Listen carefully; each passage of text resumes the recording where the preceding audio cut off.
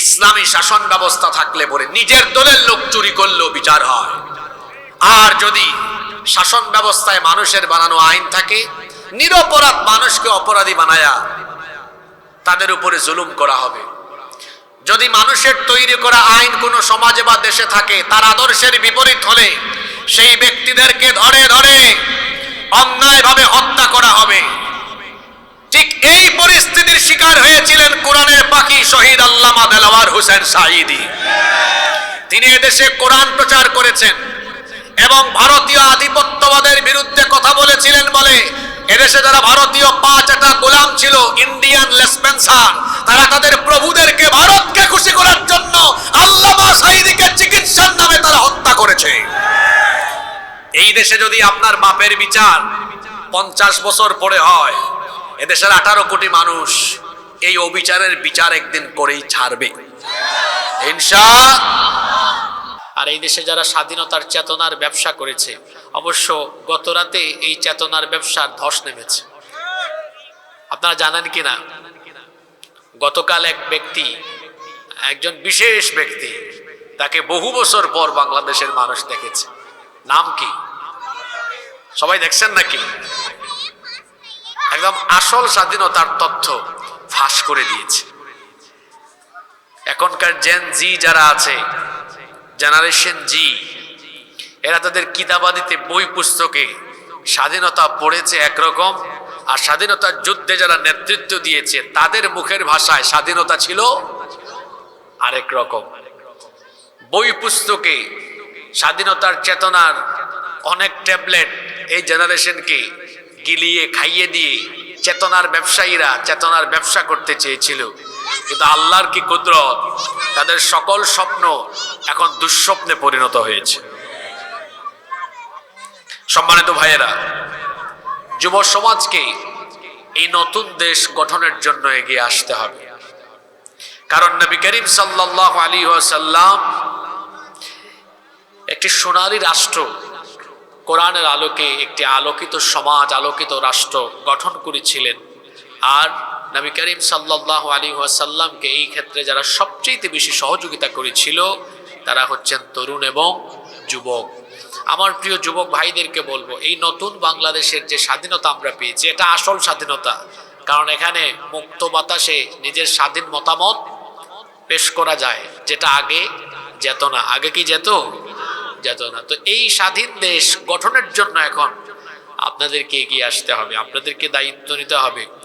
এই দেশকে প্রকৃত স্বাধীনতার এবং প্রকৃত সার্বভৌমত্বপূর্ণ একটি আলোকিত বাংলাদেশ হিসাবে গঠন করার জন্য এবার এই বাংলাদেশকে আল্লাহর দ্বীনের আলোকে, কোরআনের আলোকে, ইসলামের আলোকে গঠন করার জন্য যুবক ভাইদেরকে এগিয়ে আসতে হবে। আমরা 71 সাল থেকে নিয়ে 2025 পর্যন্ত এই 54 বছরে আমরা বিভিন্ন রকমের শাসন ব্যবস্থা দেখেছি এবং এই শাসন ব্যবস্থার আলোকে বাংলাদেশ পরিচালিত হয়েছে। আমরা আমাদের কাঙ্ক্ষিত বাংলাদেশ পাইনি। এখন আমরা তো পরিবারতন্ত্র দেখলাম, নেতা নেতৃতন্ত্র দেখলাম, গণতন্ত্র দেখলাম, সবই দেখলাম, বাকি আছে কোরআনতন্ত্র, ইসলামতন্ত্র। এটার স্বাদও একবার নেওয়া দরকার আছে না নাই? এখন এটার স্বাদ নেওয়ার আগে বোঝা দরকার এখানে মজা কেমন। ইসলামী শাসন ব্যবস্থা থাকলে আমাদের জন্য উপকার না অপকার, কল্যাণ না অকল্যাণ, এটা আগে আমাদের বোঝা দরকার। এমনকি এই দেশে যারা অমুসলিম আছেন তাদের সামনেও কোরআনের, ইসলামের এই সৌন্দর্য যদি আমরা তুলে ধরতে পারি, মনে রাখতে হবে গলাবাজি, চাপাবাজি আর মিছিল স্লোগান দিয়ে ইসলাম কায়েম করা যাবে না। বরং কোরআন আর ইসলামের সৌন্দর্য আমরা মানুষের সামনে তুলে ধরতে পারলে মানুষই ইসলামী শাসন ব্যবস্থার জন্য মাতোয়ারা হয়ে যাবে। আজকে আমি আপনাদের সামনে ইসলামী শাসন ব্যবস্থার প্রয়োজনীয়তার উপরে 10টি পয়েন্ট তুলে ধরব। আপনারা আমাকে সময় দিবেন তো? কেন আমাদের দেশে ইসলামী শাসন দরকার? ইসলামী শাসন যদি আমরা পাই তাহলে আমাদের উপকার না অপকার, লাভ না ক্ষতি। মানুষ তো ক্ষতি চায় না, ঠিক না? সবাই লাভ চায়। দেখি আমাদের জন্য লাভ আছে কিনা। যদি লাভ হয় তাহলে দল মত নির্বিশেষে আমরা সবাই মিলে ইসলামী শাসন ব্যবস্থার জন্য ঐক্যবদ্ধ হয়ে যাব ইনশাআল্লাহ। কয়টা পয়েন্ট বলবো? নাম্বার 1, ইসলামী শাসন ব্যবস্থা কেন দরকার?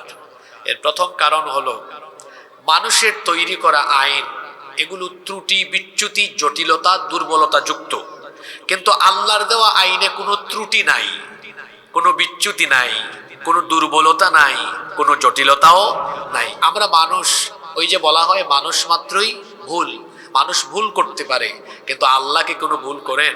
নাউযু বিল্লাহি মিন যালিক। আমার আল্লাহ ভুল করেন না, তিনি কিছু ভুলেও যান না।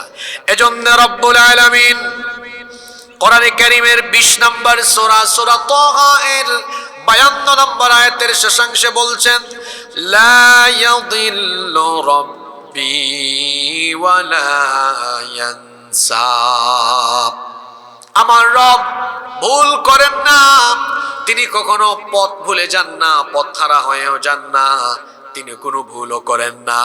আমরা মানুষ, আমরা যদি আইন বানানো শুরু করি, দেশ পরিচালনার জন্য যদি আমরা আইন বানানো আরম্ভ করি, আমাদের বানানো আইনের মধ্যে ভুল থাকতে পারে, দুর্বলতা থাকতে পারে, কিন্তু আমার আল্লাহ হলেন ভুল ত্রুটি দুর্বলতা অক্ষমতা থেকে মুক্ত। সেই মহান সত্তা আমাদের জন্য একটি আইনের কিতাব দিয়েছেন। জোরে বলেন তো সেই কিতাবের নাম কি? এই কিতাবের মধ্যে কোনো ত্রুটি বিচ্যুতি দুর্বলতা জটিলতা কিছুই নাই। এজন্য আল্লাহ এই কিতাবের শুরুতে বলে দিলেন, তোমাদের জীবন পরিচালনার জন্য, জীবনের ব্যবস্থাপনার জন্য এমন এক কিতাব দিলাম। যালিকাল কিতাবু লা রাইবা ফীহি হুদাল লিল মুত্তাকিন। এটা এমন কিতাব যার মধ্যে কোনো সন্দেহ নেই। আমার দিকে তাকান, খুব মনোযোগ দেন। আজকে এমন কিছু কথা শুনবেন যা জীবনেও শুনেন নাই। মনোযোগী থাকেন, অমনোযোগী হইেন না। আমরা মানুষ, আমরা ভুল করি। এজন্য দেখা যায় ভুল করে কোনো আইন করলে আবার দেখা যায় পরবর্তীতে আরেকজন এসে ওই আইন কি করে? সংশোধন করে। কিংবা ভুল না করলেও যদি কারো স্বার্থের বিপরীত হয়, যদি কারো ক্ষমতার স্বার্থের বিপরীত, চিন্তা চেতনার বিপরীত হয়, তখন পরের জন সুযোগ পাইলে ওই আইন কি করে? বদলাই ফেলে, চেঞ্জ করে ফেলে, করে না? এজন্য দেখবেন বাংলাদেশ সহ পৃথিবীর যে সকল দেশে মানুষের বানানো আইন দিয়ে দেশ চলে, প্রত্যেকটা দেশের আইন বেশ কয়েকবার সংশোধন হয়ে গিয়েছে। কিন্তু আপনারা বলেন তো, আজ পর্যন্ত ১৫০০ বৎসর ধরে কোরআন এর একটা নোক্তা কি পরিবর্তন হয়েছে? পরিবর্তন করার কোনো দরকার হবে? কেন? কারণ আল্লাহ একেবারে মানুষের জন্য প্রয়োজনীয় যা যা আছে সব একবারে কোরআন শরীফে দিয়ে দিয়েছেন। সুবহানাল্লাহ পড়েন। আর মানুষ আইন বানানোর সময় তখন সে সর্বপ্রথম তার ক্ষমতার স্বার্থ ঠিক থাকবে কিনা দেখে, লং টাইম ক্ষমতায় থাকা যাবে কিনা, তারপরে আমার দলের চারপাশের মানুষকে খুশি রাখা যাবে কিনা। আপনাদের কি মনে হয় মানুষ আইন বানায় সবার আগে জনগণের কথা চিন্তা করে না নিজের ক্ষমতার কথা চিন্তা করে? একেবারে নিরপেক্ষ মন নিয়ে বলেন, যে ব্যক্তি আইন বা যারা আইন বানাবে তারা কি আগে জনগণের কথা ভাববে না নিজের গদির কথা ভাববে? খুব ভালো মানুষ, আপনারা বুঝে ফেলছেন। এই জন্য আল্লাহ কামটা করছেন কি দেখেন, আল্লাহ জানেন এই মানুষ স্বার্থপর, সে সুযোগ পাইলেই তার স্বার্থ, ক্ষমতার স্বার্থ, দলের স্বার্থ দেখবে। এজন্য আল্লাহ মানুষের নিত্যদিনের প্রয়োজনীয় কোনো বিষয় মানুষের হাতে দেন নাই। যেমন নিত্যদিন আপনাদের কি লাগে? প্রতিদিন আপনাদের প্রতিদিন পানি লাগে কি লাগে না? আগুন, সবাই উত্তর দিবেন। আগুন, বাতাস, পানি, অক্সিজেন, সূর্য, আল্লাহ এগুলো মানুষের হাতে দিয়েছেন? দেন নাই। কেন জানেন? এগুলো দিলে জুলাইয়ে নতুন বাংলাদেশ পাইতেন না। ফেরাউনের দল বলতো বেশি কথা বললে আগুন দিব না, পানি দিব না, অক্সিজেন দিব না, বিদ্যুৎ দিব, এই কি বলে বায়ু দিব না, বাতাস দিব না। মানুষ যে স্বার্থপর, তার একটু আদর্শের বিরুদ্ধে গেলেই এগুলো বন্ধ করে দিত, অক্সিজেন বন্ধ করে দিত। যতক্ষণ আমার কথা মতো না আসবা সব বন্ধ। এজন্য আল্লাহ কি করেছেন? নিত্য প্রয়োজনীয় নিত্যদিনের কোনো বিষয় আল্লাহ মানুষের হাতে তুলে দেন নাই। কারণ এই মানুষ সুযোগ পাইলে সবার আগে তার স্বার্থের কথা বিবেচনা করে। সুতরাং যে মানুষ আইন বানানোর সময় তার ক্ষমতা, তার দলের কথা বিবেচনা করে, সেই মানুষের বানানো আইন দিয়ে মানুষের ভাগ্য বদলাবে না। মানুষের ভাগ্য বদলাতে হলে আল্লাহর দেওয়া অপরিবর্তনীয় চূড়ান্ত কল্যাণকর এই কোরআনের আইনের দরকার আছে না নাই? এই জন্য 1 নম্বর পয়েন্ট, কেন ইসলামী শাসন ব্যবস্থা দরকার? কারণ ইসলামী শাসন ব্যবস্থার জন্য যে আইন দেওয়া হয়েছে এখানে কোনো ত্রুটি বিচ্যুতি নাই, দুর্বলতা নাই, জটিলতা নাই। কিন্তু মানুষের বানানো আইনে ত্রুটিও আছে, জটিলতাও আছে, দুর্বলতাও আছে। আজকে ইউনূস সাহেব সংস্কার করবেন, আগামীকাল আরেকজন এসে সংস্কার করবে। ৭১ থেকে তো এই পর্যন্ত সংস্কার কম হয় নাই। কিন্তু যদি শাসন ব্যবস্থায় কোরআন থাকতো, ব্যক্তি পরিবর্তন হতো, আইনের কোনো পরিবর্তন হতো, তাহলে বলেন এই অপরিবর্তনীয় মানবতার জন্য কল্যাণকরী আইনের দরকার আছে না নাই? নাম্বার 2, কেন ইসলামী শাসন ব্যবস্থা দরকার? ইসলামী শাসন ব্যবস্থা না থাকলে পরে কোরআনের বহু আইন কিতাবের পৃষ্ঠার মধ্যে বন্দী থাকবে, এগুলার কোনো বাস্তবায়ন হবে না। যেমন ওয়াস-সারিকু ওয়াস-সারিকাতু ফাকতাউ আইদিয়াহুমা, চোর সে যদি পুরুষ হয় বা নারী হয়, অপরাধ প্রমাণিত হলে ডান হাত কেটে দাও। এখন আপনারা আমাকে বলেন তো, যদি ইসলামী সরকার না থাকে তাহলে কোরআনের এই আয়াত এর কি কোনোদিন বাস্তবায়ন হবে? তাহলে এই আয়াত কিসের মধ্যে বন্দী? কোরআনের মধ্যে বন্দী, বাস্তবায়ন আর হবে না। এরকম কি একটা দুইটা আয়াত না, শত শত হাজার হাজার আয়াত বন্দী থাকবে কোরআনের ভেতরে যদি ইসলামী রাষ্ট্র ব্যবস্থা প্রতিষ্ঠিত না হয়। যেমন জিনা ব্যভিচার করলে শাস্তি কি? সূরা নূরে আছে না, অবিবাহিত হলে ৮০টা বেত লাগাও, ১ বছরের নির্বাসনে পাঠাও, আর বিবাহিত হলে রজম, মৃত্যুদণ্ড নিশ্চিত করো। আপনারা আমাকে বলেন, ইসলামী রাষ্ট্র, ইসলামী সরকার না থাকলে এই আয়াতগুলোর বাস্তবায়ন কি কোনোদিন হবে? তো আল্লাহ এই আয়াতগুলো কোরআনে এত ফৌজদারি, দেওয়ানি, দণ্ডবিধি, এত আইন কানুন দিয়েছেন শুধু কোরআনের ভেতরে বন্দী থাকার জন্য, না সমাজ রাষ্ট্রের প্রতিফলন ঘটানোর জন্য? তাহলে যদি ইসলামী রাষ্ট্র, ইসলামী শাসন ব্যবস্থা প্রতিষ্ঠিত না হয়, কোরআনের বহু আয়াত কিতাবের পৃষ্ঠার ভেতরে বন্দী থাকবে, বাস্তবায়ন আর হবে না। এজন্য এই আয়াতগুলোর বাস্তব সুফল পাওয়ার জন্য ইসলামী শাসন দরকার। নাম্বার 3, কেন ইসলামী শাসন ব্যবস্থা দরকার? সমাজের প্রতিটি স্তরে ন্যায় বিচার, সুবিচার নিশ্চিত করার জন্য ইসলামী শাসন ব্যবস্থা দরকার।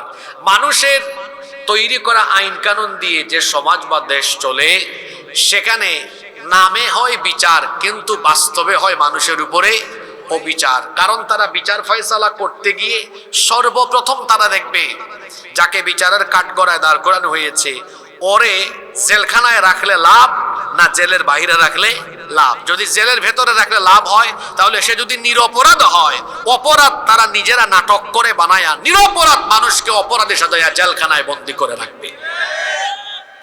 ইসলামী শাসনে কি এরকম আছে? কারণ আল্লাহ তাআলা বিচার ফয়সালার জন্য আইন তৈরি করে দিয়েছেন। রব্বুল আলামিন বলছেন, ওয়া ইযা হাকামতুম বাইনান নাসি আন তাহকুমু বিল আদল। কোরআনে কারীমের 4 নম্বর সূরা সূরাতুন নিসা এর 58 নম্বর আয়াতের মাঝখানে আল্লাহ বলেছেন, আর যখন মানুষের মধ্যে তোমরা বিচার ফয়সালা করবে তখন তোমরা ইনসাফ করবে। জুমার দিনে আপনারা সানি খুতবায় একটি আয়াত প্রায় প্রতিটি জুমায় আপনারা শোনেন। সূরা নাহালের 90 নম্বর আয়াতে আল্লাহ বলেছেন, যারা পারেন আমার সাথে পড়েন, ইন্নাল্লাহা ইয়া'মুরু বিল আদলি ওয়াল ইহসান। নিশ্চয়ই আল্লাহ তোমাদেরকে ন্যায় বিচার আর সদাচারের আদেশ দিচ্ছেন। আল্লাহ ন্যায় বিচারের আদেশ দিচ্ছেন। আর ইসলামী রাষ্ট্র ব্যবস্থায় কিভাবে ন্যায় বিচার নিশ্চিত হয়, একটা ঘটনা আমার মনে পড়েছে। ঘটনাটা কি বলবো? আল্লাহ নবী মদিনা রাষ্ট্রের প্রধান, তিনি প্রেসিডেন্ট, তিনি রাষ্ট্রপ্রধান। তার আদালতে একবার মাখজুমিয়া গোত্রের কুরাইশি একজন সম্ভ্রান্ত নারী চুরির অপরাধে তাকে আদালতে সুপর্দ করা হলো। এই মহিলাকে যখন আদালতে সুপর্দ করা হলো, তখন মদিনার মধ্যে সাহাবায়ে কেরাম পারস্পরিক গুঞ্জন আরম্ভ করেছেন, এত সম্ভ্রান্ত, এত নামি দামি বংশের নারী, আল্লাহ নবী যদি বিচার ফয়সালা করতে গিয়ে এই নামি দামি বংশের নারীর ব্যাপারে হাত কাটার রায় দিয়ে দেন, ওই বংশের কোনো মান সম্মান থাকবে না, ইজ্জত থাকবে না। সাহাবায়ে কেরাম চিন্তা করলেন, তাহলে কি করা যায়? সাহাবায়ে কেরাম এক জায়গায় জড়ো হয়ে মিটিং করছেন। সাহাবায়ে কেরাম চিন্তা করলেন আমাদের কোনো একজনের উচিত নবীজির কাছে সুপারিশ নিয়ে যাওয়া, যাতে করে এই মহিলার ব্যাপারে বিচারের রায় একটু হালকা করে দেওয়া হয়। কিন্তু কোন সাহাবী যাবেন? কারো কোনো সাহস হয় না। অবশেষে সাহাবায়ে কেরাম পরামর্শ করলেন, নবীজি তো উসামা ইবনু যায়েদ রাদিয়াল্লাহু আনহুকে পছন্দ করেন, অনেক বেশি ভালোবাসেন। সুতরাং তারা বললেন, ভাই উসামা, তুমি রাসূলের কাছে যাও, গিয়ে তার কাছে সুপারিশ করো তিনি যেন এই সম্ভ্রান্ত বংশের নারীকে বিচারের রায় একটু হালকা করে দেন। তিনি যখন নবীজির কাছে এই সুপারিশ নিয়ে গেলেন, আল্লাহর নবী এই কথা শোনা মাত্রই তার অবস্থা এমন হলো, আসমান যেন তার মাথায় ভেঙে পড়ার উপক্রম হয়ে গেল। সঙ্গে সঙ্গে সকল সাহাবীদেরকে ডেকে তিনি বললেন, ও আমার সাহাবীরা, এত বড় দুঃসাহস কি করে তোমাদের হলো? শুধুমাত্র নামি দামি বংশের মহিলা হওয়ার কারণে বিচারের রায় তার ব্যাপারে হালকা করতে সুপারিশ করছো? আল্লাহর কসম করে বলছি, আজকে যদি আদালতের কাঠগড়ায় এই নামি দামি বংশের সম্ভ্রান্ত নারী না হয়ে আমার নিজের মেয়ে ফাতিমাতুজ জাহরা রাদিয়াল্লাহু আনহা, সেও যদি আদালতের কাঠগড়ায় থাকতো, অপরাধ করলে পরে আমি রাষ্ট্রপ্রধান হিসাবে আমার মেয়েকে আমি অপরাধ থেকে ছাড় দিতাম না, স্বজন প্রীতি দেখায়া বিচারের রায় হালকা করে দিতাম না, বরং আমি অপরাধ করলে পরে হাত কাটার আদেশ দিয়ে, হুকুম দিয়ে, রায় দিয়ে সেই দণ্ডবিধি কার্যকরের জন্য জল্লাদের হাতে তাকে সুপর্দ করতাম না, বরং বিচারের রায় দিয়ে বিচার যেন যথাযথ হয়, আমি বাপ হয়ে নিজেই আমার মেয়ের হাত কেটে ফেলে দিতাম। আল্লাহু আকবার। এই হলো ইসলামী শাসন ব্যবস্থার সুবিচারের নমুনা। আর মানুষের বানানো আইন যে সমাজে বা দেশে প্রতিষ্ঠা হয়, তাদের ছেলে মেয়েরা অপরাধ করলেও কোনো অসুবিধা নাই, তার দলের লোক হলে অসুবিধা নাই, 7 খুনও মাফ। ধরে নিয়ে গেলে ফোন যায়, এই ওসি কারে ধরেছে? এটা আমার লোক, তাড়াতাড়ি ছাড়ো। আছে না নাই? দেখেন না, নিজেদের দলের লোক হইলে চুরি বাটপারি করলেও কোনো অসুবিধা নাই। নইলে বেনজির এত চুরি করলো, তার সারা জীবনের বেতন, রেশন, ভাতা সব একত্রিত করলে 1 কোটি সামথিং হয়। এটা এমন চোর, 2000 কোটি টাকার মালিক সে কিভাবে হলো?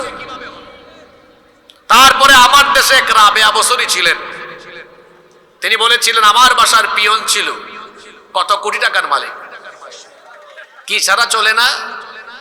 হেলিকপ্টার ছাড়া চলে না। তো আপনার পিয়নের যদি এই কারবার হয়, তাহলে পিয়ন থেকে আরো বড় যতগুলো আছে তারা যে কি কাম করেছে।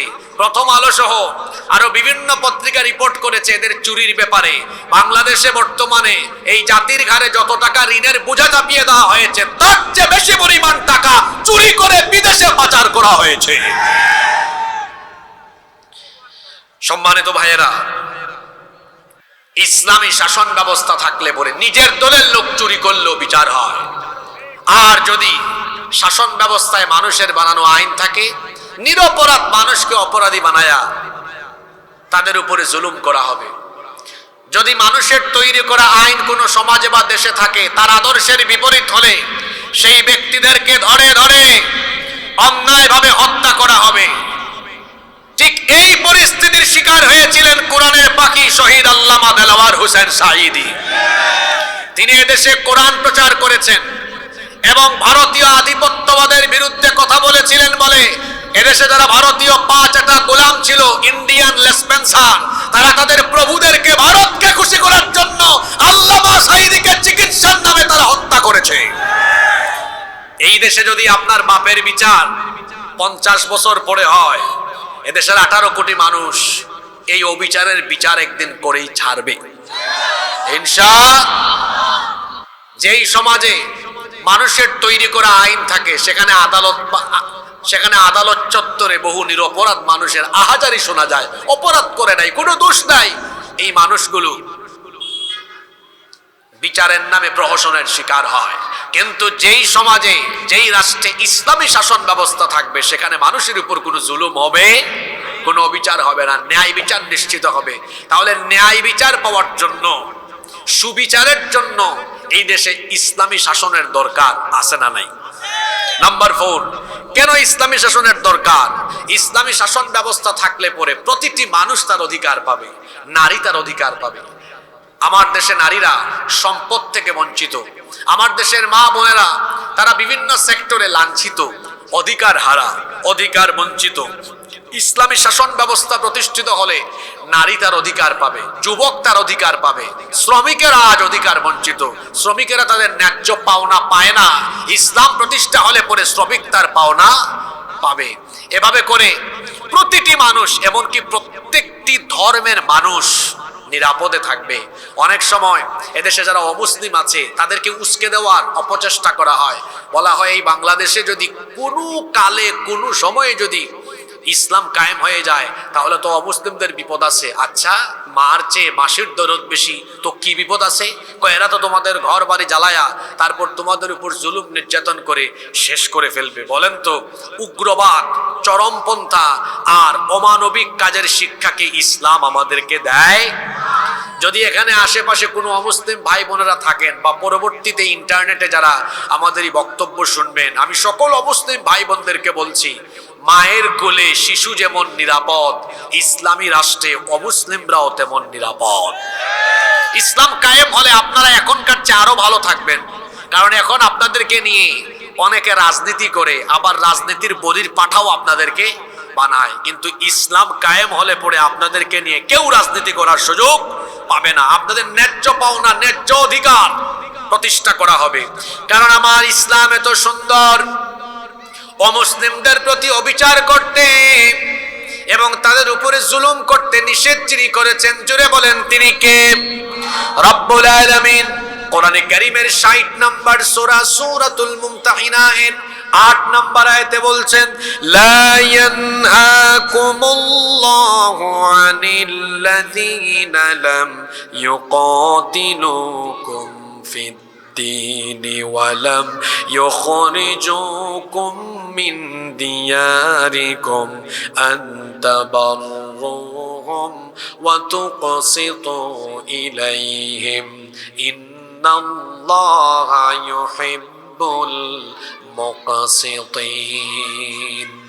আল্লাহ তাআলা বলছেন, যারা তোমাদের সাথে দ্বীনের ব্যাপারে যুদ্ধে জড়ায়নি এবং যারা তোমাদেরকে ঘর বাড়ি থেকে বিতাড়িত করেনি, সেই সকল মুসলিমদের সাথে সদাচার করতে আল্লাহ তোমাদেরকে নিষেধ করছেন না, বরং আল্লাহ বলছেন তাদের প্রতি সদাচার করো, ইনসাফপূর্ণ আচরণ করো এবং তাদের উপর অবিচার করো। আমার ইসলাম কত সুন্দর! হিন্দু, বৌদ্ধ, খ্রিস্টান ভাইয়েরা আমার আল্লাহর কথাগুলো শোনেন। আল্লাহ কত সুন্দর করে বলছেন, তোমাদের রাষ্ট্রে বসবাসরত অমুসলিমদের প্রতি অবিচার করো না, তাদের উপর জুলুম করো না। এমনকি আল্লাহ অন্য আয়াতে বলছেন, ওয়ালা তাসুব্বুল্লাযীনা ইয়াদউনা মিন দুনিল্লাহি ফায়াসুব্বুল্লাহা আদুওয়াম বিগাইরি ইলমিন ওয়া ইলমিন কাযালিকা যায়্যানা লিকুল্লি উম্মাতিন আমালুহুম সুম্মা ইলা রাব্বিহিম মারজিউহুম ফায়ুনাব্বিউহুম বিমা কানু ইয়ামালুন। অমুসলিমরা এই আয়াতগুলো শুনবেন। আমরা মুসলমানরা হিংস্র নই, জঙ্গি নই, আমরা উগ্রবাদী নই। আমার আল্লাহ আমাদেরকে শিখিয়েছেন, অমুসলিমদের উপাস্যকে তোমরা গালি দিও না, কারণ তোমরা যদি তাদের উপাস্যকে গালি দাও অজ্ঞতাবশত তারাও তোমাদের আল্লাহকে গালি দিয়ে বসবে। সুবহানাল্লাহ! এত সুন্দর শিক্ষা ইসলামের ভেতরে রয়েছে। এমনকি অমুসলিমদের উপাসনালয়েও হামলা চালাতে নিষেধ করা হয়েছে। আল্লাহর নবী যখন সাহাবীদেরকে কোনো যুদ্ধে পাঠাতেন তখন তিনি বিশেষভাবে সাহাবীদেরকে বলতেন, নারীদের উপরে, শিশুদের উপরে, বয়স্কদের গায়ে হাত তুলো না, এমনকি উপাসনালয়ে তোমরা হামলা চালায়ও না। আল্লাহর নবী নিষেধ করে দিয়েছেন অমুসলিমদের উপাসনালয়ে হামলা করো না। আল্লাহ নিষেধ করে দিয়েছেন অমুসলিমদের উপাস্যকে গালি দিও না। আল্লাহ নিষেধ করেছেন অমুসলিমদের সাথে বেইনসাফপূর্ণ আচরণ করো না। এই জন্য বলেছি, ইসলাম যদি কায়েম হয়, এই দেশে যদি কোরআনের আইন প্রতিষ্ঠা হয়, মায়ের কোলে শিশু যেমন নিরাপদ থাকে, ৫৬,০০০ বর্গ মাইলে সকল অমুসলিমরা আমাদের কাছে নিরাপদ থাকবে। বুঝতেছেন কথা আমার? এখন অবস্থা এমন হয়ে গিয়েছে, ওই যে বললাম মার চেয়ে মাসির দরদ বেশি। আমাদের দেশে অমুসলিম যারা আছেন তাদের প্রতি আমরা কতটা আন্তরিক, এই দেশে আমরা সবাই মিলেমিশে একসাথে বসবাস করেছি, করছি, করব ইনশাআল্লাহ। কিন্তু পাশের দেশ থেকে আমাদের দেশকে অস্থিতিশীল করবার জন্য বিভিন্ন ধরনের পরিস্থিতি সৃষ্টি করার অপচেষ্টা করা হয়। আপনারা জানেন সর্বশেষ ইসকনের মাধ্যমে চিন্ময় কুমার প্রভু, এদের মাধ্যমে বাংলাদেশকে অস্থিতিশীল করবার অপচেষ্টা করা হয়েছে। সেই 5ই আগস্ট থেকে তাদের মিডিয়াগুলোতে প্রচার করা হয়েছে যে বাংলাদেশে নাকি হিন্দুদের ঘর বাড়ি জ্বালিয়ে পুড়িয়ে ছাই করে দেওয়া হচ্ছে। আচ্ছা বলেন তো, আপনাদের পাশেই তো সাতক্ষীরাতে, এই যে যশোরে, মনিরামপুরে, এইসব এলাকায় প্রচুর হিন্দু আছে। আমি এইসব এলাকায় প্রতি বছর মাহফিলে আসি, অনেক হিন্দু ভাই বোনরাও মাহফিলে আসে আমাদের আলোচনা শুনে। আপনারা বলেন, আপনাদের এই এলাকায় কোনো হিন্দুদের ঘর বাড়ি পুরানো হয়েছে? সামনে পুরানো হবে? কোনোদিনও না।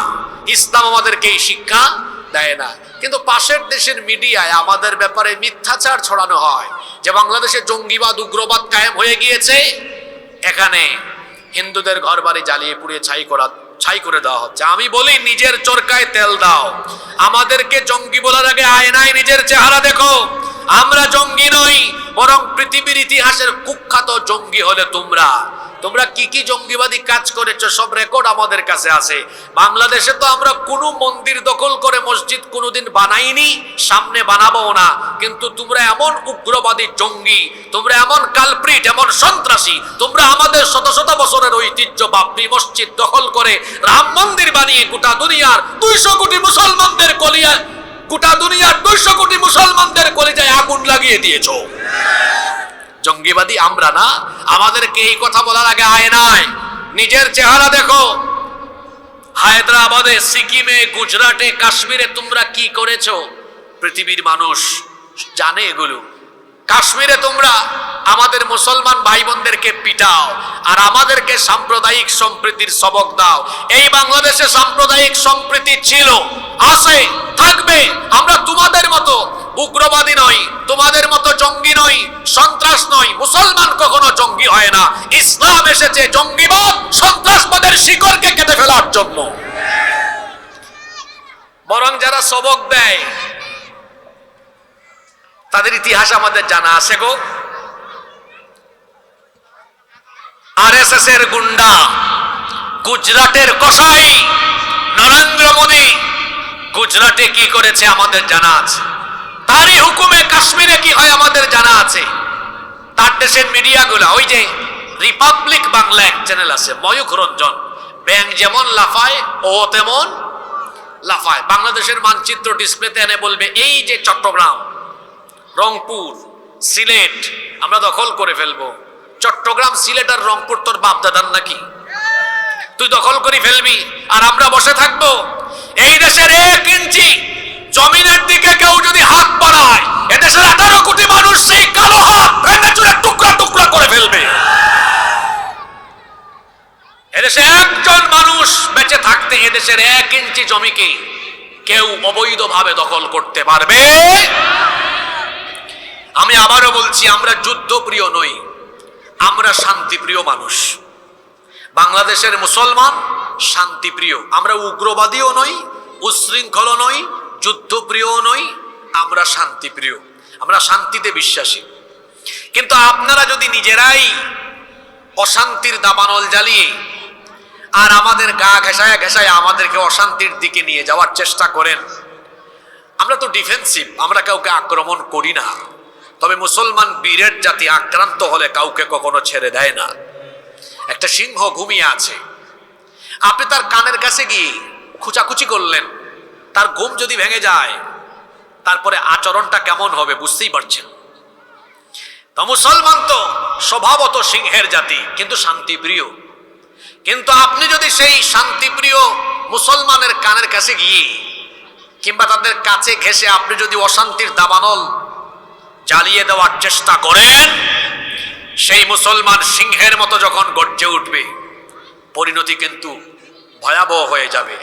এমনিতেই রসুলের হাদিস আমাদের মাথায় আছে। যুবকদেরকে বলছি, যুবক ভাইয়েরা মনোযোগ আছে। 1500 বছর আগে রসুল কি বলেছেন শুনেন। এটি নাসাই এবং তিরমিজি শরীফের হাদিস। বর্ণনাকারী সাহাবী হচ্ছেন সাউবান রাদিয়াল্লাহু আনহু। তিনি বলছেন, আল্লাহ নবী বলেছেন, ইসাবাতানি মিন উম্মতি আহরাজাহুমাল্লাহু মিনান নার। আমার উম্মতের দুইটা দলকে আল্লাহ তাআলা জাহান্নাম থেকে মুক্তি দিয়েছেন, এদেরকে আল্লাহ বিনা হিসাবে জান্নাত দিবেন। আপনারা সুবহানাল্লাহ পড়বেন না? কয়টা দলকে আল্লাহ জাহান্নাম থেকে মুক্তি দিয়েছেন? জোরে বলতে হবে, কয়টা? একটা দল হলো, রাসূল বলেছেন, ইসাবাতুন তাগজুল হিন্দ। একটি দল হলো যারা হিন্দুস্তানের বিরুদ্ধে যুদ্ধে অংশ নিবে। হিন্দুস্তানের বিরুদ্ধে যুদ্ধে অংশ নেওয়া প্রতিটি মুসলমানকে আল্লাহ জাহান্নাম থেকে মুক্তি দিবেন। দেখি মনোযোগ কেমন ছিল, যুদ্ধে শহীদ হওয়া না অংশ নেওয়া? জোরে বলেন। তাহলে এটা ১৫০০ বছর আগের হাদিস। রাসূল বলেছেন হিন্দুস্তানের বিরুদ্ধে যুদ্ধে যারা অংশ নিবে। এই হাদিস কি বার্তা দেয়? তাহলে হিন্দুস্তানিদের সাথে মুসলমানদের একটা যুদ্ধ হবে। এটা ১৫০০ বছর আগে বলেছেন মুহাম্মদুর রাসূলুল্লাহ সাল্লাল্লাহু আলাইহি ওয়াসাল্লাম, যেটাকে বলা হয় গাজওয়াতুল হিন্দ। এখন আমরা তো আর যুদ্ধে ঝাঁপিয়ে পড়ার জন্য পাগল পারা হয়ে যাইনি। আমি আগেই বলেছি, মুসলমান যুদ্ধপ্রিয় না, মুসলমান হলো শান্তিপ্রিয়। আপনি যদি নিজেই যুদ্ধ বাঁধিয়ে দেন, আপনি কি মনে করেন আমরা বসে থাকবো? ওই রসুলের গাজওয়াতুল হিন্দের চেতনার হাদিস আমাদের মাথায় আছে।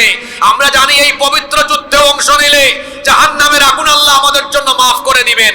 সুতরাং আপনি নিজে থেকেই যদি যুদ্ধের দাবানল ছড়িয়ে দেন, এদেশের যুবক যুবতী, তরুণ তরুণী, আবাল বৃদ্ধ বনিতা গাজওয়াতুল হিন্দের চেতনা নিয়ে যখন নেমে যাবে, ইউনূস সাহেব বলেছেন 7 সিস্টারের কথা, আর আমি বলছি আমার দেশের মানচিত্রের উপরে কুনজর দিলে ভারতের মানচিত্র টুকরা টুকরা হয়ে গিয়ে দিল্লিতে কালেমার পতাকা আবার উড়াইয়া দেওয়া হবে।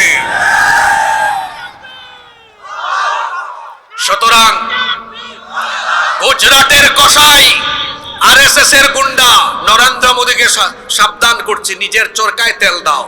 বিবিসি বলছে তোমার দেশের ৬০ কোটি মানুষ এখনো স্বাস্থ্যসম্মত পায়খানা ব্যবহার করতে পারে না।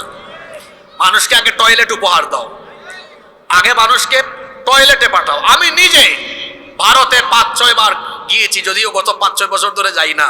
আমাকে সর্বশেষ ২০১৯ সালে নেতাজি সুভাষচন্দ্র বসু আন্তর্জাতিক বিমানবন্দরে প্রায় ২-৩ ঘন্টা আমাকে অন্যায়ভাবে আটকে রেখেছে।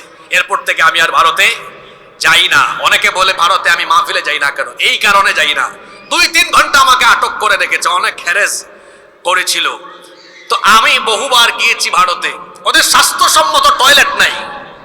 অনেক জায়গায় আমি দাওয়াতি সফরেও গিয়েছি, মানুষ খোলা জায়গায় পায়খানা করে। নিজের চরকায় তেল দাও, নিজের দেশের মানুষের প্রতি মনোযোগী হও। আমার দেশে হিন্দু, মুসলিম, বৌদ্ধ, খ্রিস্টান সবাই মিলেমিশে আমরা সম্প্রীতির সাথে আছি। এদেশে ইসলাম যদি কায়েম হয়, ও মুসলিমরা আরো আরামে থাকবে, তোমাদের জন্য চলাপুরা অত বেশি না হয়। সম্মানিত ভাইয়েরা, বলছিলাম ইসলাম কায়েম হলে অমুসলিমরাও এরা কি দুঃখে থাকবে না সুখে থাকবে? তাহলে সকল ধর্ম বর্ণের মানুষের অধিকারের জন্য মানুষের শাসন ব্যবস্থা দরকার না ইসলামী শাসন ব্যবস্থা দরকার? নাম্বার 5, কষ্ট হচ্ছে নাকি আপনাদের? 5 নাম্বার, ইসলামী শাসন ব্যবস্থা এজন্য দরকার।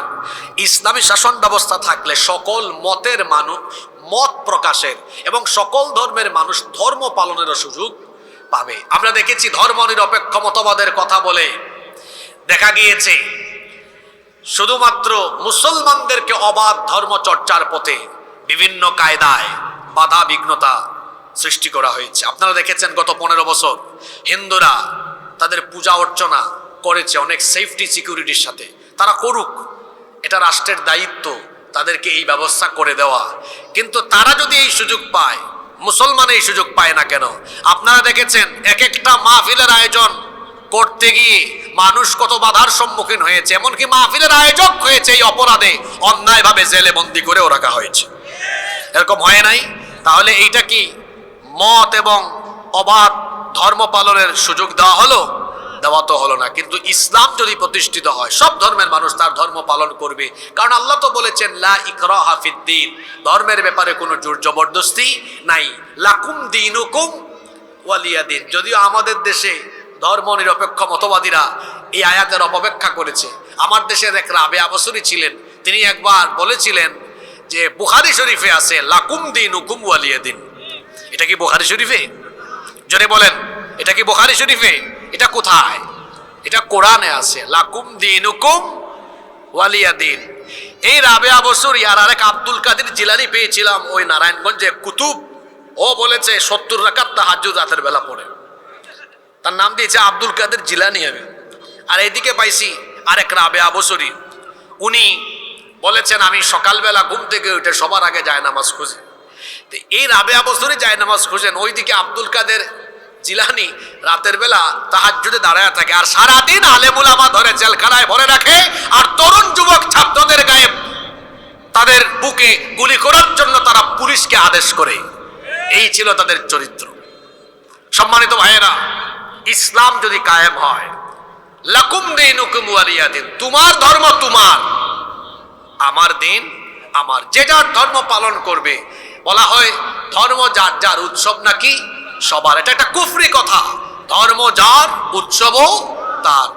যদি ইসলামী শাসন ব্যবস্থা প্রতিষ্ঠিত হয়, সকল ধর্মের মানুষ তার উৎসব নিরাপদে নির্বিঘ্নে সেফটি সিকিউরিটির সাথে পালন করবে, কাউকে কোনো বাধা দেওয়া হবে না। নাম্বার 6, 6 নাম্বার, ইসলামী শাসন ব্যবস্থা যদি প্রতিষ্ঠিত হয়ে যায় তাহলে সমাজ এবং রাষ্ট্রে অপরাধ প্রবণতা কমে যাবে। চুরি কমবে, ডাকাতি কমবে, জিনা, ব্যভিচার, খুন, হত্যা, গুম, লুণ্ঠন, রাহাজানি, চাঁদাবাজি, টেন্ডারবাজি কমে যাবে। কারণ এগুলোর বিচার যখন আল্লাহর কোরআন দিয়ে করা হবে তখন অপরাধ আর সমাজে থাকবে না ইনশাআল্লাহ। আপনারা আমার দিকে তাকান, বলেন তো, এই যে চুরির শাস্তি মানুষ আইন বানায়া, মনে করেন একটা চোরকে এলাকায় ধরছেন, আপনাদের এলাকার নাম কি আন্দুলিয়া, তাই না? আজকে ধরলেন চোর, তাকে আপনারা থানায় সুপর্দ করলেন, থানা তাকে কোর্টে চালান করলো। তো এই চোর যদি 2-4 মাস 1-2 বছর জেলখানা থাকে, এরপরে যদি জামিন নিয়ে বের হয়, বেশিরভাগ ক্ষেত্রে আপনারা বলেন, আমি বলবো না, বেশিরভাগ ক্ষেত্রে বলেন তো, চোর ডাকাতরা জেল থেকে বের হয়ে চুরি ছেড়ে দেয় না আরো প্রমোশন দেয়? হ্যাঁ, বরং অনেককে দেখা যায় আদালত চত্বরে হাত নাড়ায়, আমি আসতেছি, আসলে দেখাই দিব। ডাকাতি কমে না, ডাকাতি বাড়ে। জিনা বদমাইশি কমে না, আরো বাড়ে। আপনি একটা চুরির বিচার কোরআন দিয়ে করেন তো, একজন চোরের হাত কেটে দেন, এই বিচার দেখে সবগুলা শেষরা চোর তারের মতো সোজা হয়ে যাবে। একটা ডাকাতির বিচার, একটা জিনার বিচার, ধর্ষণের বিচার কোরআন দিয়ে করে দেখেন, যারা অপরাধী আছে সোজা হয়ে যাবে। তাহলে বলেন, কোরআন দিয়ে বিচার করলে সমাজ থেকে দিন দিন অন্যায় কমবে না বাড়বে? জোরে বলেন, কমবে না বাড়বে? আপনারা কি চান না এই সমাজ থেকে, এই দেশ থেকে অন্যায় অপরাধ কমে যাক? চান কি চান না? যদি চান তাহলে ইসলামী শাসনের দরকার আছে না নাই? দেখেন, ইসলামী শাসন আমি আপনাদের উপর চাপায়া দিচ্ছি না, আমি জাস্ট প্রয়োজনীয়তা তুলে ধরছি। এরপরে সিদ্ধান্ত নিবেন আপনি, যেটা আমার জন্য লাভ না লস। মানুষ তো লাভের দিকেই থাকে, ঠিক না? যদি লাভজনক হয় সিদ্ধান্ত নিবেন, না এটার জন্য আমার দরকার আছে। এবার শোনেন, এখানে যুবক আছে না, বেকার আছে না, অনেকে কাজ কাম নাই, এই পয়েন্ট তাদের জন্য। সবাই রেডি তো? কয় নাম্বারে আসলাম? 7 নাম্বার পয়েন্ট। কষ্ট হচ্ছে নাকি আপনাদের? আমি তো পয়েন্ট ভিত্তিক বলছি। 7 নাম্বার, ইসলামী শাসন ব্যবস্থা থাকলে এই দেশে একজন গরিব মানুষ থাকবে না। কয়জন বললাম? জোরে বলেন তো। আমি চ্যালেঞ্জ করে গেলাম এখানে, চ্যালেঞ্জ, আই ক্যান চ্যালেঞ্জ। একজন আঙ্গুল দিয়ে বললাম, একজন গরিব মানুষ এই দেশে থাকবে। যে আমার ভাই বক্তব্যের আগে বললেন যে এদেশের মানুষের খাদ্যের দায়িত্ব সরকার নেবে, তিনি তো আর বক্তব্যের সময় পাননি, এই জন্য ব্যাখ্যা করে বলেননি আর কি, ওই সংক্ষিপ্ত কথা বলে গিয়েছেন। এখন ব্যাখ্যা আমি আপনাকে দেই যে সরকার কেমনে দায়িত্ব নিবে। একটা ক্ষুধামুক্ত, দারিদ্র্যমুক্ত, অভাব অনটন মুক্ত বাংলাদেশ আপনি পাবেন। কখন পাবেন? আল্লাহর দেওয়া অর্থনৈতিক ফর্মুলা যখন আপনি গ্রহণ করবেন, যখন সুদের পরিবর্তে যাকাত ভিত্তিক অর্থনীতি আপনি প্রতিষ্ঠা করবেন, একজন গরিব এই দেশে থাকবে না। 2টা উদাহরণ দিব, একটা ছোট করে আরেকটা বড় করে। আন্দালিয়া, এটা গ্রামের নাম তাই না? আন্দুলিয়া। এই আন্দুলিয়া গ্রামে জনসংখ্যা কত হবে আনুমানিক? 5000। Okay fine. আন্দুলিয়াতে আমরা মসজিদ কমিটি থেকে জাকাত কালেকশন করলাম। প্রতি বছর জাকাত দেওয়া হয় না? মনে করেন এই এলাকায় 200-300 মানুষের উপর জাকাত ফরজ। এটা আমরা একসাথে এক জায়গায় কালেক্ট করে মোট হইছে জাকাতের টাকা 2 লাখ। জোরে বলেন, কয় লাখ? আমার দেশে যারা জাকাত দেয় 99% মানুষের জাকাত আদায় হয় না। এরা জাকাতের ফর্মুলা জানে না। জাকাত অন্যান্য দান সৎকার মতো দিলে হয় না। জাকাতের খাত নির্ধারিত এবং জাকাতের উদ্দেশ্য হলো সমাজ থেকে দারিদ্রতা আর বেকারত্ব দূর করা। দান সৎকার মতো জাকাত নয়। আবার বলছি, দান সৎকার আর জাকাত এক বিষয় নয়। যেমন আপনি দান মাহফিলেও করতে পারবেন, দান মসজিদেও করতে পারবেন, জাকাতের টাকা যেখানে মন চায় সেখানে দিতে পারবেন না। জাকাতের খাত কয়টা? 8টা। জোরে বলেন কয়টা? তাহলে দান আর জাকাত কি একরকম না? আবার জাকাতের উদ্দেশ্য দান করা নয়, জাকাতের উদ্দেশ্য হলো বেকারত্ব, দারিদ্রতা মানুষের দূর করে দেওয়া। এখন আমি একটু আগে বললাম মোট কত টাকা তোলা হয়েছে? জোরে বলেন, কয় লাখ? আপনি চাইলে 500 টাকা জন প্রতি দিলে 400 জন মানুষের মধ্যে 2 লক্ষ টাকা বিতরণ করতে পারবেন। কত টাকা? 2 লক্ষ টাকা। কত জনের মধ্যে? 400 জনের মধ্যে। কত করে জন প্রতি? মানুষ বলে আন্দুলিয়ায় 400 মানুষকে জাকাতের টাকা দেওয়া হয়েছে। এটা শুধু ভাব দেখানো হবে, ফুটানি হবে। আপনি এই 2 লক্ষ টাকা 400 জন মানুষকে না দিয়ে মাত্র 4 জন গরিব মানুষকে দেন। আপনি বলবেন হুজুর আপনি তো বড় সাংঘাতিক মানুষ, 396 জন মানুষের নসিব কেটে দিয়ে আপনি মাত্র 4 জনকে দিবেন। হ্যাঁ, এই এলাকার একজন বিধবা নারী খাইতে পারে না, চলতে পারে না, তারা একটা সেলাই মেশিন কিনে দেন। তাইলে এই পরিবার চলার ব্যবস্থা হলো কি হলো না? আপনি উনারে 500 টাকা দিলে এক বেলা খাইতে পারবে বা 2 বেলা বা একদিন, কিন্তু একটা সেলাই মেশিন কিনে দেন, সারা বছর কাজ করে খেতে পারবে। সুবহানাল্লাহ পড়বেন না? আরেকজনকে একটা ওই যে ওটাকে কি বলে ভ্যান, আপনাদের এলাকায় ভ্যান আছে নাকি? একটা ভ্যান কিনে দেন, তার পরিবার চলবে। আরেকজনকে আপনি একটা হালের বলদ, 2টা হালের বলদ গরু কিনে দেন, হাল চাষ করে খাবে, ক্ষেত খামার করে খাবে। আরেকজনকে আপনি একটা টঙের দোকান অথবা একটা ওই যে কি বলে অটো রিক্সা কিনে দেন। তাহলে 2 লক্ষ টাকা 4 জনকে ভাগ করে দিলাম। এই 4 জন মানুষ কি এই টাকা নিয়ে এভাবে যদি কর্ম করে খায়, আগামী বছর কি আর জাকাত খাওয়ার উপযুক্ত এরা থাকবে? জোরে বলতে হবে, থাকবে? ছোট করে দিলাম যাতে আগে মাথায় এটা ঢুকে, এবার বড় করে দিই। এই দেশে অর্থ মন্ত্রণালয় আছে, বাণিজ্য মন্ত্রণালয় আছে, বিমান মন্ত্রণালয়, স্বরাষ্ট্র মন্ত্রণালয়, পররাষ্ট্র মন্ত্রণালয় আছে। যদি ইসলামী সরকার হয় আলাদা একটা মন্ত্রণালয় হবে, সেই মন্ত্রণালয়ের নাম হবে জাকাত মন্ত্রণালয়। দেশের শীর্ষস্থানীয় ইসলামী অর্থনীতিবিদ এরা থাকবেন এই মন্ত্রণালয়ের দায়িত্বে। তারা যখন সারা দেশের মানুষের জাকাতকে সেন্ট্রালি কেন্দ্রীয়ভাবে জাকাত কালেকশন করবেন। কথার কথা একটা উদাহরণ দেই, যদিও বাংলাদেশে জাকাত যদি সুন্দরভাবে উত্তোলন করা হয়, আমার ধারণা কমপক্ষে কয়েক লক্ষ হাজার কোটি টাকা জাকাত উঠবে। আমি যদি ধরে নেই এই বছর উঠলো 1,40,000 কোটি টাকা। কত? 1 লক্ষ, হিসাবটা একটু ছোট করে দিলাম আর কি, যাতে আপনাদের বুঝতে সুবিধা হয়। 1,40,000 কোটি টাকা। তাহলে দেখেন এই বছর বাংলাদেশে বেকার 70 লক্ষ যুবককে ডেকে আনেন। কত লক্ষ যুবক? কথা বলেন না কেন? 70 লক্ষের হাতে প্রতিজনের হাতে 2 লাখ টাকা করে দেন। কত লাখ? 2 লাখ করে দিলে 1,40,000 কোটি টাকা শেষ। বলেন তো জন প্রতি 2 লক্ষ টাকা করে দেওয়া হলে এই 70 লক্ষ বেকার কি বেকার থাকবে নাকি কর্ম করে স্বাবলম্বী হতে পারবে? জোরে বলেন। এই রকম বেশি না, 5 থেকে 10 বছর যদি বেকারত্ব দূরীকরণে জাকাত ভিত্তিক অর্থনীতি এই দেশে প্রতিষ্ঠা করা যায়, চ্যালেঞ্জ করে বললাম একজন গরিব মানুষ বাংলাদেশে পাওয়া যাবে না।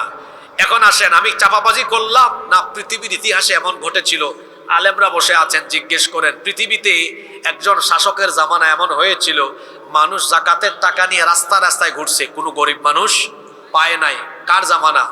ওমর ইবনে আব্দুল আজিজ রহমতুল্লাহি আলাইহির জামানা। তিনি ইসলামী শাসন ব্যবস্থার সুফল তার সমাজের মানুষকে দেখিয়েছেন। একজন মানুষকেও জাকাত দেওয়ার মতো গরিব মানুষ তার সীমানার ভেতরে পাওয়া যায় নাই। সুবহানাল্লাহ কইতে ইচ্ছে করলো না? তাহলে বাংলাদেশও এরকম দারিদ্র মুক্ত, ক্ষুধা মুক্ত হোক। আপনারা চান কি চান না? তাহলে ইসলামী শাসনের দরকার আছে না নাই? 8 নাম্বার। কষ্ট হচ্ছে আপনাদের? কেউ উঠিয়েন না, শেষ করে উঠেন। শেষ ভালো যার, সব ভালো। 8 নাম্বার, যদি ইসলামী শাসন ব্যবস্থা কায়েম হয়, যারা রাষ্ট্রীয় দায়িত্ব থাকবে এদের ভেতরে দুনিয়ার প্রতি লোভ লালসা থাকবে না, আখেরাত পাওয়ার চিন্তা থাকবে। কারণ এরা দায়িত্বকে বোঝা মনে করবে। মানুষের তৈরি করা আইনি শাসন ব্যবস্থায় দেখা যায় সবাই আঙ্গুল ফুলে কলা গাছ হওয়ার চেষ্টা করে। সম্পদ 5 বছর আগে যা থাকে 5 বছর পরে আরো বাড়ে। কিন্তু দেখবেন ইসলামিস্ট যারা, আল্লাহকে যারা ভয় করে, এদের টাকা পয়সা বাড়ি গাড়ি করার ধান্দা থাকে না। ধান্দা থাকে কিভাবে দায়িত্বটা সঠিকভাবে পালন করে আল্লাহর কাছ থেকে জান্নাত পাবো। ঠিক না বেঠিক? ওমর ইবনে খাত্তাব রাদিয়াল্লাহু আনহু কোন ইউনিয়ন নয়, উপজেলা নয়, কোন দেশ নয়, অর্ধ দুনিয়া শাসন করেছেন। তার শাসন আমলে তিনি তার ঘরের ভেতরে একবার অর্ধ দুনিয়ার প্রেসিডেন্ট ওমর রাদিয়াল্লাহু আনহু মোমবাতির আলো জ্বালিয়ে কাজ করছেন। এমন সময় তার কিছু আত্মীয় স্বজন দেখা করতে এসে দরজায় নক করলেন। তিনি তাদেরকে থামিয়ে দিলেন, দাঁড় করিয়ে দিলেন। তার নিজের সামনে থাকা মোমবাতির আগুন ফু দিয়ে নিভিয়ে নতুন আরেকটা মোমবাতিতে আগুন ধরালেন। তারপরে এদেরকে ভেতরে আসতে বললেন। এরা জিজ্ঞেস করলেন, আমিরুল মুমিনিন, আপনার সামনে একটা মোমবাতিতে আগুন ধরানো ছিল, সেটা ফু দিয়ে নিভিয়ে কেন নতুন আরেকটা মোমবাতিতে আগুন ধরালেন? তিনি তখন বললেন, তোমরা আসার আগ পর্যন্ত জনগণের টাকায় কেনা মোমবাতির আগুন জ্বালিয়ে জনগণের কল্যাণে রাষ্ট্রীয় কাজ করছিলাম। তোমরা যখন আসলে মনে মনে চিন্তা করলাম, রাষ্ট্রের টাকায় জনগণের টাকায় কেনা মোমবাতির আগুন জ্বালিয়ে যদি আমি তোমাদেরকে ঘরের ভেতর ঢুকায়া সেই মোমবাতির আলোতে বসে আমরা ব্যক্তিগত কথা বলি, জনগণের সম্পদ নষ্ট হবে, দেশের সম্পদ নষ্ট হবে, আমার উপর যে আমানতের দায়িত্ব দেওয়া হয়েছে তার খেয়ানত হবে, আল্লাহর কাছে আসামি হয়ে জালেম হয়ে কিয়ামতের সামনে দাঁড়ানো লাগবে। এই ভয় যখন আমার অন্তরে আসলো, জনগণের টাকায় কেনা মোমবাতির আগুন ফু দিয়ে নিভিয়ে নিজের টাকায় কেনা মোমবাতির আগুন জ্বালিয়ে তোমাদের সাথে কথা বলছি। এটা কোন শাসনের নমুনা? ইসলামী শাসনের নমুনা। এই দেশে ফখরুদ্দিন মঈনুদ্দিনের আমলে মনে আছে নাকি এই দুইজন ব্যক্তির নাম? আরে বাপরে বাপ, এদের বয়ে কি আওয়ামী লীগ, কি বিএনপি, কি জাতীয় পার্টি, সব দলের মানুষ এমপি মন্ত্রী সমানে দৌড়। অনেককে আমি তখন মাদ্রাসায় পড়তাম, আমি নিজেও দেখছি যে সেনাবাহিনী ধরে অনেককে খালের মধ্যে চুবাইছে। তুই চুবা। আপনাদের এলাকায় হয়েছে কিনা? হয়েছে না? অনেকের ঘর বাড়ি ভেঙে ফেলছে বুলডোজার লাগায়া, যারা চুরি বাটপারি করেছে ধরে নিয়েছে। কিন্তু এই দেশে দুইজন মানুষকে অন্যায়ভাবে হত্যা করা হয়েছে। গুরুত্বপূর্ণ 2টা মন্ত্রণালয় তারা পরিচালনা করেছেন। ফখরুদ্দিন মঈনুদ্দিনের সরকারও 1 টাকার দুর্নীতি তাদের বিরুদ্ধে প্রমাণ করতে পারে নাই। আপনারা তাদের নাম জানেন না? শহীদ মাওলানা মতিউর রহমান নিজামী, শহীদ আলী আহসান মোহাম্মদ মুজাহিদ। আমি কি ভুল বলেছি? বলেন, ফখরুদ্দিন মঈনুদ্দিন ধরতে পেরেছে? 1 টাকাও আল্লাহর বান্দারা দুর্নীতি করেন নাই। যেখানে মন্ত্রী হইলেই দেখেন নাই, আমার দেশে এক ভূমি মন্ত্রী, ও জুতা পরেছে। সাইফুজ্জামান চট্টগ্রামে তার বাড়ি, আমার বাসাও তো চট্টগ্রামে। ও জুতা ইউজ করে কত লক্ষ টাকার জানেন আপনারা? প্রায় 8 লক্ষ টাকা দামের। তার বাপের টাকা নাকি এগুলা? চোর বাটপারে ভরে গেছে দেশ। আমি বলি, এই দেশে সম্পদের অভাব নাই। এই দেশে সম্পদের খনি যেমন আছে, তেমনি এই দেশে চোর ডাকাতের খনিও আছে। এই দেশে সম্পদের অভাব নাই, আছে শুধু ভালো মানুষের অভাব। যদি এই দেশের দায়িত্ব সঠিক লোকদের হাতে তুলে দেওয়া যায়, এই দেশ এমন ভাবে চলতে থাকবে, বিশ্বের বুকে এই দেশ মাথা উঁচু করে দাঁড়াবে ইনশাআল্লাহ। মূল জায়গা চেঞ্জ করতে হবে। ড্রাইভার খারাপ থাকলে গাড়ি অ্যাক্সিডেন্ট করে, ঠিক তেমনি এই দেশ যারা চালায়, রাষ্ট্রীয় দায়িত্বে যারা থাকে, এরা চোরবাটপার হলে গোটা দেশ রসাতলে চলে যাবে। এই জন্য আল্লাহওয়ালা, পরহেজগার, কোরআনওয়ালা মানুষদেরকে সেখানে পাঠাতে হবে। রাজি আছেন তো? নাম্বার 9, সময় কমাজান হয়ে যাবে, একটু আপনারা ধৈর্য ধরেন। 9 নাম্বার পয়েন্ট, কেন কোরআনের শাসনের দরকার? এজন্যই দরকার ইসলামী শাসন ব্যবস্থার। এটা হচ্ছে রসুলের সবচেয়ে বড় সুন্নাহ, রসুলের আদর্শ। তিনি শুধু মানুষকে নামাজ রোজার দাওয়াত দিতে আসেন নাই, তিনি আল্লাহর দেওয়া আইনের আলোকে, জীবন ব্যবস্থার আলোকে একটি আলোকিত রাষ্ট্র প্রতিষ্ঠা করে পৃথিবীবাসীর সামনে সেই দৃষ্টান্ত রেখে গিয়েছেন। আমার নবী কি 10 বছর মদিনার রাষ্ট্র পরিচালনা করেন নাই? যেভাবে আওয়াজ দিলেন মনে হয় সন্দেহ আছে আপনাদের। আমার নবী কি 10 বছর মদিনা চালান নাই? তা আপনারা কি রাসূলুল্লাহর ইসলাম আর আপনাদের ইসলাম আলাদা করে ফেলবেন নাকি? রাসূলুল্লাহর ইসলাম হলো যে কোরআন থাকবে মসজিদে, সে কোরআন থাকবে রাষ্ট্রের সর্বোচ্চ জায়গায়। আর আমাদের ইসলাম হলো কোরআন থাকবে মসজিদে, মাদ্রাসায়, ওয়াজের মঞ্চে, আর সমাজে, রাষ্ট্রে তাগুতের মতবাদ, শয়তানের মতবাদ চলবে। এটা তো রসুলের আদর্শ হতে পারে না। রসুলের আদর্শ হচ্ছে যে কোরআন থাকবে মসজিদে মাদ্রাসায়, সেই কোরআন থাকবে পার্লামেন্টে, ঠিক কিনা? নাম্বার 10, 10 এবং সর্বশেষ কথায় আছে শেষ ভালো যার সব ভালো। 10 নাম্বার, ইসলামী শাসন ব্যবস্থা কেন দরকার? ইসলামী শাসন ব্যবস্থা এই জন্য দরকার কারণ জমিনটা আমি বা আমার বাপ দাদা কেউ বানায় নাই, জমিনটা কার? আলা লাহুল খালকু ওয়াল আমর, সৃষ্টি যার, জমিন যার, আইনও চলবে। এই জমিন কিভাবে চলবে এটা আমি ভালো জানবো, আপনি ভালো জানবেন না আল্লাহ ভালো জানবেন। সুতরাং জেন জি, জেনারেশন জি, যাদের বিপ্লবের মুখে এই দেশ নতুন করে স্বাধীন হয়েছে, আমি সেই জেন জি এর সামনে ইসলামী শাসন ব্যবস্থার 10টি প্রয়োজনীয়তা তুলে ধরছি আর তাদেরকে আমি সিদ্ধান্ত নেবার কথা বলছি। জেন জি যারা এখনো আন্দোলন করছে বাংলাদেশকে দুর্নীতিমুক্ত করবে, এই বাংলাদেশকে তারা আলোকিত বাংলাদেশ হিসাবে গড়ে তুলবে, আমি তাদেরকে বলবো আলোকিত বাংলাদেশ, দুর্নীতিমুক্ত বাংলাদেশ এটা মানুষের তৈরি করা আইন দিয়ে সম্ভব নয়, একমাত্র আল্লাহর দেওয়া কোরআন দিয়ে সেটা সম্ভব। তাহলে আমরা সবাই সেই কোরআনের কল্যাণমুখী, ইসলামের দ্বীনের সেই কল্যাণমুখী রাষ্ট্র গঠনের জন্য, কোরআনের শাসন ব্যবস্থা, ইসলামী শাসন ব্যবস্থার জন্য ঐক্যবদ্ধ হয়ে কাঁধে কাঁধ মিলিয়ে সবাই কাজ করতে রাজি আছে না নাই? কারা কারা রাজি নাই দেখে হাত তুলেন। মাশাআল্লাহ, মনোযোগ আছে মানুষের, সবাই রাজি আছেন তো? আল্লাহ সবাইকে কবুল করে।